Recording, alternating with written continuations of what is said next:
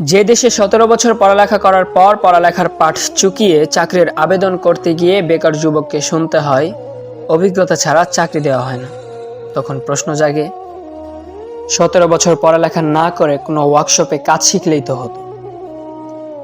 যে দেশে পাশ করার ৪ বছরের মধ্যে বিয়ে করতে গেলে পাত্রীর মা প্রতিষ্ঠিত পাত্রের দোহাই দিয়ে বিদায় করে দেয়, তখনও প্রশ্ন আসে ১৭ বছর পড়ালেখা না করে ব্যবসার চিন্তা করলেই তো হতো, কারি কারি টাকা থাকতো। এ দেশে সার্টিফিকেট আর ২ টাকা পুরনো নোটের মধ্যে আদৌ কি কোনো পার্থক্য থাকছে?